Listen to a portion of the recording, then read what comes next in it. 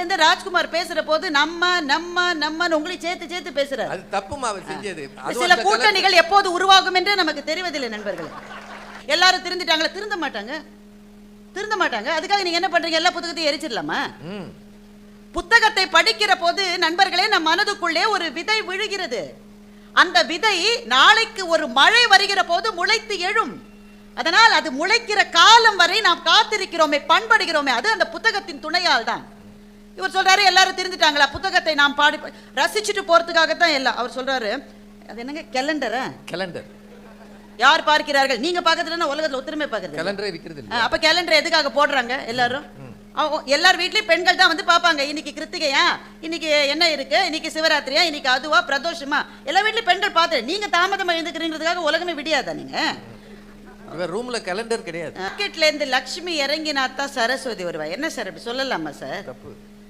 தவறு இல்லையா அது? சார் எத்தனை படைப்பாளிகள் இந்த மண்ணில் சாப்பாட்டுக்கு வழி இல்லாம இருந்திருக்கா சார்? நீங்க கடவுளும் கந்தசாமி பிள்ளைங்க கதை தானே சொன்னீங்க. எழுதினது யாரு? புதுமை பித்தன்.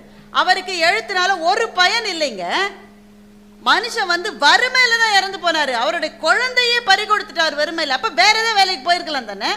ஒரு ஆசிரியர் வேலைக்கு போயிருக்கலாம். பச்சை சட்டையாவது கிடைச்சிருக்கும், ப்ளூ சட்டையாவது கிடைச்சிருக்கும். அது கிளிப்பச்சை. ஏங்க போகல? மகாகவி பாரதி வீட்டுல வந்து செல்லமா பக்கத்து வீட்டுல அரிசி வாங்கி வந்து ஒல்ல வச்சதுங்க. அதுவே கடன். அதை எடுத்து குருவிக்கு போட்டுட்டாரு. அந்த அம்மாக்கு எவ்வளவு வயத்திருச்சலா இருக்கும்னு மாத்திரம் தயவு செஞ்சு யோசிச்சு பாருங்க. அப்ப இவர்கள் எல்லாம் இந்த வேலையை விட்டு இன்னொரு வேலைக்கு ஏன் போகவில்லை?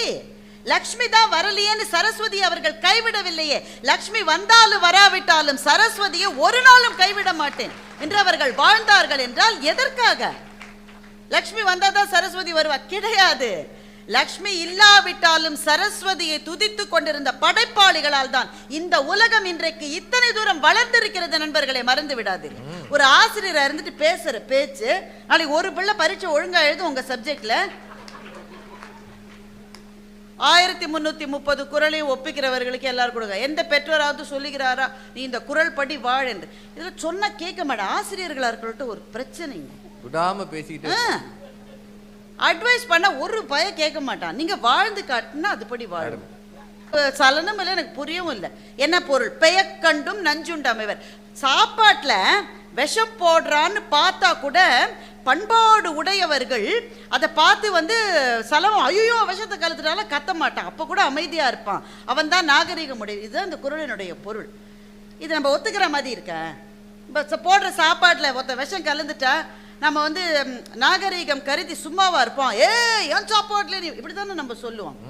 இப்படிதான் இந்த குறளுக்கான பொருள் எனக்கு எப்போது புரிந்தது என்றால், எங்க நடுவர் ஒரு முறை நாங்கள் வெளிநாட்டுக்கு போயிருக்கோம். வெளிநாடு இல்லை, இங்கே தான் இந்தியாவில் அகமதாபாத்துக்கு போயிருக்கோம். அகமதாபாத்தில் ஒரு வீட்டுக்கு கூட்டிட்டு போய் சாப்பிட போனாங்க. அவங்க தமிழர்கள் தான். ஆனால் ரொம்ப நாளாக அந்த குஜராத்தி முறையிலேயே வாழ்ந்து தமிழ் சாப்பாடு அவங்களுக்கு தெரியவே இல்லை. ஆனால் சாப்பிட கூப்பிட்டுட்டாங்க. எங்கள் நடுவருக்கு நம்ம இட்லி தோசை சோறு இதுதான் பிடிக்கும். அவருக்கு இந்த சப்பாத்தி அதில் ஏகப்பட்ட இதெல்லாம் போட்டு மசாலா ஐட்டம்லாம் போட்டு ஒன்று பண்ணி வச்சுருந்தாங்க. அதை பார்த்த உடனே எனக்கு தெரிஞ்சிருச்சு இவருக்கு இது சேராதுன்னு எனக்கு தெரிஞ்சிருச்சு. தரையில் வேற உட்கார வச்சு அவங்களுக்கு பரிமாறுவது என்பது தெரியல. அவர் தரையில் உட்கார கஷ்டப்படுறாரு. எங்கள் நடுவர் தரையில் இலை போட்டிருக்கு. சாப்பிடலான்னு போய் உட்காந்துட்டாரு. நானும் இவரும் ஒருத்தர் முகத்தை ஒருத்தர் பார்த்துக்கிறேன். நானும் ராஜா சாரும் இந்த இடம் சரியில்லையே, இந்த சாப்பாட்டை பார்த்தா இவர் சாப்பிட்ற மாதிரியே இல்லையே. அவர் சொல்ற கொண்டாங்க அந்த சப்பாத்தி என்ன எடுங்க. அவர் சப்பாத்தியே பிடிக்காது அவருக்கு. அந்த சப்பாத்தி எடுங்க. அந்த பொரியல் அப்பா சூப்பர்மா வைங்க. அந்தம்மா நிறைய வைக்குது. நாங்கள் வந்து அவர் கையை பிடிச்சி இழுக்கிறோம். போருன்னு நல்லா சாப்பிட்டுட்டு வெளியில் வராரு. அன்றைக்கு சாயங்காலமே அவர் உடம்பு சரியில்லை. அப்போ நாங்கள் சும்மா இருப்போம்மா, நாங்கள் தான் எல்லாம் தெரிஞ்ச ஆளு, எங்களை பற்றி ஒரு கருத்து. அங்கே நீங்கள் எதுக்காக சாப்பிட்டீங்க? நாங்கள் தான் வேண்டான்னு அவர் சொன்னார். நான் சாப்பிடலன்னா அந்த வீட்டம்மா அந்த வீட்டு ஐயாட்ட அன்றைக்கி சாயங்காலமே உதப்பட்டிருக்கும்மா. ஏன்னா அந்த அம்மாவுக்கு அவ்வளோதான் செய்ய தெரியும். அதுக்கு தெரிஞ்சதை அது செஞ்சுது. அதை எனக்கு கொடுத்து நான் இதெல்லாம் வேண்டாம்னு சொல்லியிருந்தேன்னா அந்த ஆள் அடிச்சிருப்பான். உனக்கு அறிவில்லை, பெரியவருக்கு இப்படி போய் நீ சாப்பாடு வச்சிருக்கேன். அந்த அம்மா அடி வாங்கக்கூடாதுன்றதுக்காக தான்ப்பா நான் சாப்பிட்டேன்னு சொன்னேன். இப்ப அந்த குரல் எனக்கு இப்பதான் புரிஞ்சுது. பெயக்கண்டும் நஞ்சுண்டமைவர், இந்த சாப்பாட்டு எனக்கு சேராதுன்னு தெரியும். இருந்தாலும் சாப்பாட்டை போடுகிறவர்களுடைய மனம் வாடக்கூடாது என்று அதையும் உண்ணுகின்றவர்கள் தான் பண்பானவர்கள், நாகரிகமானவர்கள். இதை கேலண்டர்லயே எழுதலாம், கேலண்டர்லயும் எழுதலாம், ஆட்டோ பின்னாடி எழுதலாம், கருணாநிதியோட போன்லயும் எழுதலாம். தினம் பார்த்துக்குங்க. இதை இப்போ குரல் என்பது படிப்பதற்காக மனப்பாடம் செய்வதற்காக என்பது அல்ல.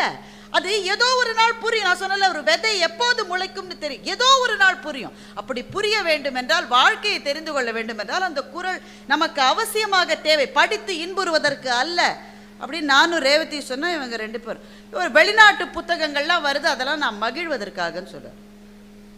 இப்போ விக்ரம் படம் எல்லாரும் பார்த்தீங்கல்ல, சுமாராக தான் தலையாட்டுறீங்க. ஆரம்பிக்கலாமா? ஆரம்பிக்கலாமா? இப்போ இந்த படம் நல்லா ஓடிச்சு, நல்ல கலெக்ஷன், நமக்கு மகிழ்ச்சி. எதனுடைய தாக்கம்? வெளிநாட்டிலிருந்து வந்த மார்வெல் சீரீஸை பார்த்து தான் இந்த படத்தையே எடுத்திருக்காங்க. இப்போ வெளிநாட்டு புத்தகங்களின் தாக்கத்தால் இங்கே நல்ல புத்தகங்கள் வந்தால் அது நமக்கு உதவாதா? நட்சத்திரங்கள் எழுதினால் புத்தகங்கள் விற்கிறது. நீங்க புத்தகம் போட்டிருக்கீங்களா? இன்னும் போடலையா? சரி. சினிமா ஸ்டார்ஸோட இது போட்டால் புத்தகம் ஆமாம் விற்குங்க. இதெல்லாம் ஒரு செய்தின்னு சொல்றதுக்கு 2 பேர் கிளம்பி வந்திருக்காங்க. புத்தகம் விற்கும். ஆனால் என்ன ஆச்சரியம் பாருங்களேன், நட்சத்திரத்தினுடைய இதெல்லாம் படம்லாம் போட்டு அதில் வேற நடுவருக்கு என்னுடைய புத்தகத்தில் வந்து என் படத்தை போட்டு இங்கே போட்டிருக்காங்களாம். அது எனக்காக சொன்னது. அது நான் பொதுவாக பேசுகிறேன். சரி. நட்சத்திரங்களின் விற்கும், நிறைய பேர் வாங்குவாங்க. ஆனால் அந்த நட்சத்திரத்தினுடைய மார்க்கெட் நாளைக்கு விழுந்துருச்சுன்னு வைங்களேன், அந்த புத்தகமும் விற்காது. ஆனால் இந்த ஆளோட முகம் எப்படின்னே நமக்கு தெரியாத திருவள்ளுவரினுடைய புத்தகம் இன்றும் விற்று கொண்டிருக்கிறது என்றால், கம்பன் புத்தகம் விற்கலையா? கம்பனுடைய புத்தகம் விற்கிறது என்றால், கண்ணதாசன் மறைந்து போய் 20 ஆண்டுகள் 25 ஆண்டுகள் கழித்தும் கூட அர்த்தமுள்ள இந்து மதம் விற்று கொண்டிருக்கிறது என்றால், படித்து மகிழவா? உன்னுடைய மதத்துல என்னென்ன இருக்குன்னு அவர் சொல்லிட்டு போனதை பாடமாக மேற்கொள்ள வேண்டும் என்ற கருத்தோடு எழுதப்பட்டதால் புத்தகங்கள் வாழ்ந்து வாழ்க்கை தெரிந்து கொள்வதற்கான ஆவணங்களை தவிர படித்து மகிழ்வதற்காக அல்ல. அப்புறம் அவர் சொல்றாரு, புத்தகங்கள் புத்தனை அறிமுகம் செய்யும், ஆனால் ஒருவருக்கும் புத்தனாக ஆசை இல்லைங்க. எல்லாருமே புத்தன் ஆயிட்டா அவன் புள்ள பொண்டாட்டியில என்னங்க செய்யும்? புத்தன் ஒரு புத்தன் தான் இருக்க முடியும். அவ்வளவு மரமா இருக்கு நாட்டில் போய் உட்கார்றதுக்கு, இருந்ததெல்லாம் வெட்டி விட்டோம்.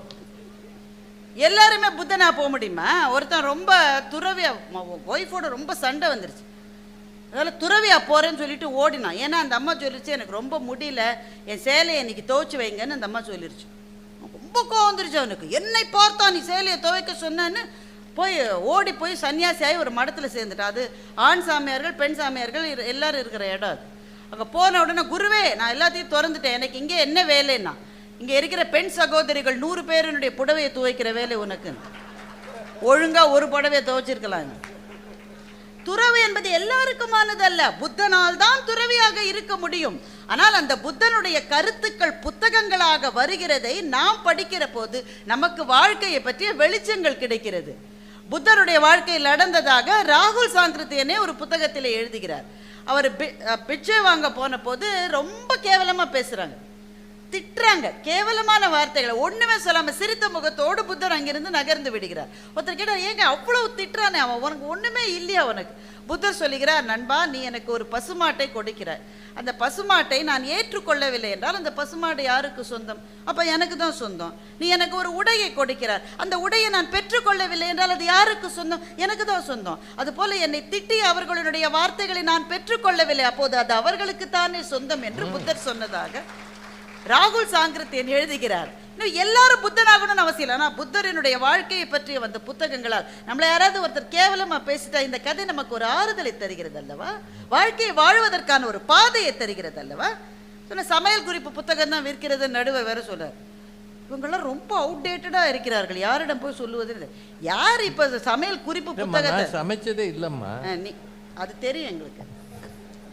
எங்களுக்கு வெங்கடேஷ் பட் இருக்காரு, எவ்வளவு யூடியூப் இருக்கு, எவ்வளவு சேனல் இருக்கு. சிலப்பதிகாரத்தை பத்தில பேசலாமா சார்? நீங்க இந்த மண்ணுல வந்து படித்து மகிழவா சிலப்பதிகாரம்? கண்ணகி யார்? வீட்டை விட்டு வெளியில வர தெரியாத ஒரு பெண். எழ என்ற உடனே எழுந்து வந்தா சார், அவ கோவலனை நம்பி வந்தாள். ஒண்ணுமே தெரியாது கண்ணகிக்கு. மாதவிக்கு தான் எழுத படிக்க தெரியுமே தவிர கண்ணகிக்கு எழுத படிக்க கூட தெரியாது. இதுதான் சிலப்பதிகார கதை, மறந்துடாதீங்க. மாதவிக்கு தான் தெரியும். ஏனென்றால் அப்போது குடும்ப பெண்கள் படிப்பதுன்ற வழக்கமே கிடையாது. அப்ப எழுத படிக்க தெரியாது. புது ஊரான மதுரைக்கு போயிருக்கா, உறவுக்காரங்க கிடையாது, நண்பர்கள் கிடையாது. ஒரே ஒரு துணையாக வந்த கணவனை கொன்னுட்டாங்க. அந்த பெண் என்ன செஞ்சிருக்கணும் நீங்க நினைக்கிறீங்க? அழுது புலம்பி நானும் உயிரை விடுக்க இப்படி செஞ்சாளாவ? முகம் தெரியாத ஊரில் நீதி கேட்டு நின்றாள் கண்ணகி. கோவலன் இறந்த செய்தியை கேட்ட உடனே கண்ணகி கீழே விழுந்தாளாம். இளங்கோவடிகள் எழுதுகிறார். விழுந்த கண்ணகி வேறு, எழுந்து நின்ற கண்ணகி வேறு. விழுந்த கண்ணகி விஷயம் தெரியாதவள், எழுந்த கண்ணகி நீதிக்காக நின்ற பெண். படிக்கிற போது வாழ்க்கையில் இங்க இருக்கிற ஒவ்வொரு பெண்ணுக்கும் என்ன நாம் தெரிந்து கொள்ள வேண்டும் என்றால், தீமைகள் நடக்கிற போது பார்த்து கொண்டிருப்பது நம்முடைய தர்மம் அல்ல. நம் பக்கத்தில் ஒருவர் கூட இல்லை என்றாலும் நம்முடைய எதிர்ப்பு குரலை பதிவு செய்வதுதான் இந்த மண்ணினுடைய தர்மம் என்ற வாழ்க்கை பாடத்தை சிலப்பதிகாரம் சொல்லிக் கொடுக்கிறது என்றால், இந்த ஆசிரியர் சொல்லுகிறார் சும்மா படிச்சுட்டு ஜாலியா இருக்கிறதுக்கு. இதனா அனிருத்தோட மியூசிக்கா சார்? வாழ்க்கை சார், ஒவ்வொரு புத்தகத்திலும் ஒவ்வொரு வாழ்க்கை இருக்கிறது. நிறைவாக சொல்லுகின்றேன். ஒரே ஒரு பகத்சிங் சிறையிலே இருந்த நாளில் நான் ஏன் நாத்திகனானேன் என்று எழுதிய அந்த புத்தகம் வெளிவந்த பிறகு இந்தியாவினுடைய சுதந்திரத்துக்காக கிட்டத்தட்ட 10,000 இளைஞர்கள் தங்களுடைய வாழ்க்கையை கொடுப்பதற்காக முன்வந்தார்கள் என்று சொன்னால் அதுதான் புத்தகத்தினுடைய வலிமை. ஒவ்வொரு புத்தகமும் ஒரு விதை, நாளைக்கு பிரம்மாண்டமான ஆலமரமாக அது வளர வேண்டும் என்பதற்காகத்தான் ஊருக்கு ஊர் புத்தக திருவிழாக்களை நடத்தி கொண்டிருக்கின்றோம். தானே 2 புத்தகங்களை எழுதிய நடுவர் அவர்கள் எங்களுக்கு எதிராகவா தீர்ப்பு கொடுக்க போகிறார் என்று சொல்லி நல்ல வாய்ப்புக்கு நன்றி பாராட்டி முடியும்.